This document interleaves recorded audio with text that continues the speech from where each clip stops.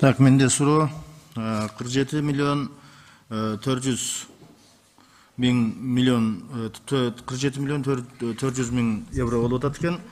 Bunun 44 milyon 200'ü nasiya eken, 3 milyon 200'ü grant eken. Oşonda nasiyası 93 25% bolup atat, grantı 6 75% bolup atat. Bular özü standart bir barыбы, şu beri atkanda bular prosentini süйлөшкөндө мынанча процент şu grant болот деген bir өзүнчө bir стандарты барбы, или бул сүйлөшүүлөргө жараша болобу? Кимиңер жөө берсеңер да? Бул сүйлөшүүлөргө жараша болот да. Силердин сүйлөшүүңөр ушу 6% 6-75%, 7%га да жетпеген грантка гана ынандырдыңарбы? Негизи грант берилбейт экен, ошол сүйлөшүүлөрдүн жыйынтыгы менен ушул сумма болду. Бирок проценти бийик болуп атат. Проценти бийик болуп, беркилерде жанагы грант берилбегени менен бирок проценти 1%, 1,5% болуп атат башка банктарда. Ошол эле акчаны ошол берки банктардан алса болбойт беле деген. 4%, 5% алгандан көрө 1,5%тен бирок гранты жок эле алса болбой беле. 6,5% grantка илешип, биз азыр ал жерде 93% насия төлөбөйчү. Болот беле? И 5% кылбай. Финанс министри Руслан Сатылгач, сиз жооп берсеңиз. Шайбек Кыдыршевич, болот, чындыгында башка да донорлор менен да сүйлөшсөк болмок. Бирок Минтранс бул шакекче болуп калат, бир кольцевой. Ошону бүтүрүш үчүн ошо Европа өнүктүрүү банкы менен сүйлөшүүлөрдү жүргүзгөн. Ушул аягына чейин бүтүрөлү деген ой болду да. Анан айтып атасыздар да, 1 километри ушунду азыр 57 миллион 490 миллион 100 миң евро кетип атат да. Буну 30 километрге эле болот атат азыр. Анда уже бул жерде 1,92 миллион доллар евро кетип атпайбы? Az 1 километр асфальтка. Азыр ушундай баланып атат да. Ошондой болуп атабы? Кандай болот?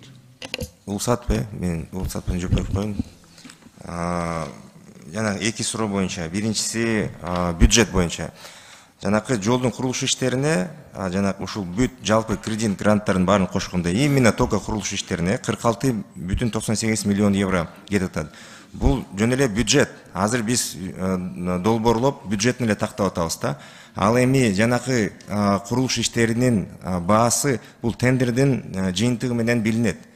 Анан тендердин жыйынтыгы ушу бүгүнкү күнгө чейин ушу жана бюджеттен дайыма ылдый болуп турат. Анан бул акча жанагы үйдөмдөлгөн акча болуп, же кошумча иштерге кийин кетет, жаңы жолдорго, же болсо кредиттин немесин суммасын азайтып коет.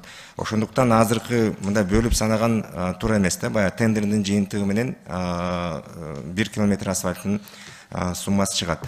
Ал эми жанагы сиз сураган транспорт министрлиги эмне үчүн Европа өнүктүрүү банкы менен сүйлөшүүлөр жүргүзгөн депчи, бул долбоор биз 3 жылдан бери ушул банк менен иштеп келатабыз. 3 жыл мурун Евробор нулевой ставка болчу да. Ошондо ошол кезде проценттик саны 1% болуп калганда, эми 3 жылдан бери ушул бүгүнкү күнгө чейин өсүп тур да бул эмеси ставкасы. Ал баштаганда туура биз 3 жыл мурун баштаганбыз, ал кезде 0 болчу. Сиздер анда биз булар менен иштеп келип атканбыз деп туруп, 2 жылдан кийин 10% кылса дагы ошол аларды капа кылбаш үчүн дагы иштеп кете бересизби? Мамлекеттин акчасын. Мамлекеттин кызыкчылыгы үчүн башка бир жолдорду караш керек да. Ислам банкы деп атат, мына Азия банкы деп атат. Ошолор менен иштесе болбой беле? Же аларды капа кылбаш үчүн биз иштешип аттык эле деп кайра улантып кетип атасызбы азыр 5% менен?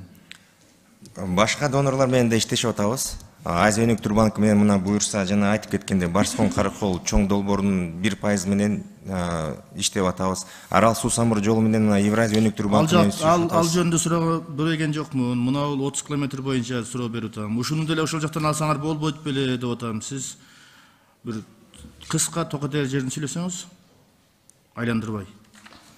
Так, bunun bütüşü 5 yıl болуп атат. Мына ол азыр эле жогоруда коллегаларым айтып кетти, мына Кара Балта жолу канча жылдан бери бүтпөй атат. Ошол сыяктуу бул дагы созулуп жүрө бербөйбү 5 жыл. Силер буну куру бүткүчөктү бунун уже процентине төлөш керек болуп баштайт экен да. Силер азыр тендерди эле 1 жылда өткөзөсүңөр. Соттошуп аткан болсоңор 2 жыл өткөзөсүңөр. Ошондолобу? Азыр биринчи бул келишим даяр болгондон кийин келишимге эле кол коюлат. Андан кийин өзүңүз жакшы билгендей жана ички мамлекеттик макулдашуулар өтүп, ратификациялар өтөт. Алга чейин ал жерден процент болбойт. Эгерде биз макулдашуулардан, ратификациядан өтүп, анан долбоор баштала турган болчу болсо, анда гана процент төлөнөт. Эгерде ошо сүйлөшүүлөрдүн аркасында ратификацияга чейин кандайдыр бир сиз айткандай коркунучтар болуп өсүп кетип токтоло турган болчу болсок, проценттер төлөнбөйт. Ратификация болгондон кийин тендер коесуңар да силер. Ооба. Анан кийин бирок тендерди жылдап соттошосуңар. Биринчи утканы, экинчиси сотко берет, аны жылдап соттошосуңар 1-2 жыл. Анан кийин ал убакытта процент төлөй бересиңер. Ошондой болобу? Кандай болбойбу? Жок, андай болбойт. Азыр мына жерде $780 1 километр деп атасыздар. Бул жерде 1.920.000 болот. Азыркы мына 30 километриңерчи. Ошондо хорошо, тендерден азайтабыз деп атасыңар. Но ошондо деле бул жерге эме түшүп болот да. 2 эсе 3 эсе чоң болот да. Ошону карап койсоңуздар өзүңүздөр.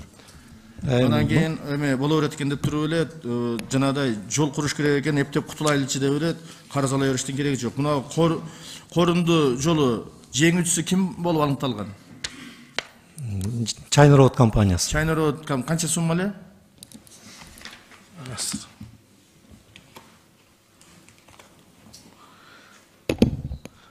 Корумду Балбайдын жалпы суммасы 120 миллион болчу, 113 миллионго жеңүүчү компания утуп алды. Буну утуп алды. Бирок алар кайрадан ошол банк буну одобрить этип бериш керек. Ооба. Бул тендерге болгондо менин маалыматым боюнча 1 жылдан ашып калды. Бирок алар одобрить этпейт атат. Себеби дегенде ал Азиатский банк, Ислам банкы беле? Исламский банк. Исламский банк. Бирок China Road'га бербейбиз дегендей мааниде кылып атышат алар, чынбы? Анан кийин дагы угуп туруңуз. Анан кийин China Road'дун дагы бир соттошуу бир процесстери бар экен.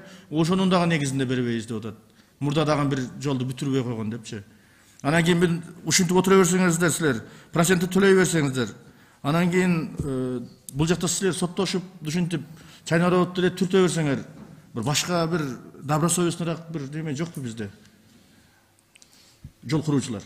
Ошолорду түртүп, ошолорду эме кылса болбойбу? Же обязательно китайский компанияны түртүп, алар жылдап, 2 жылдап, 3 жылдап соттошуп, анан кийин силер процентин төлөй бересиңер болду, мамлекеттин эсебинен.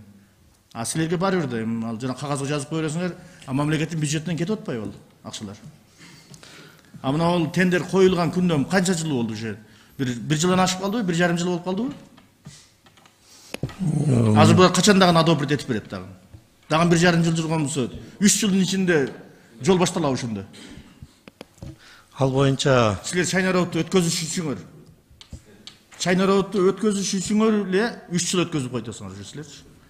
Ошонун жөн эле бир Асан деген же Үсөн деген бир башка подрядчикти өткөзүп койгон болсоңор, бул малга чейин канча жол курулуп калмак да. Ошонго окшогон бир бюрократия нерсеңерди токтотсоңоруздар, ошондо иш жакшы жүрөт да, тездетилет.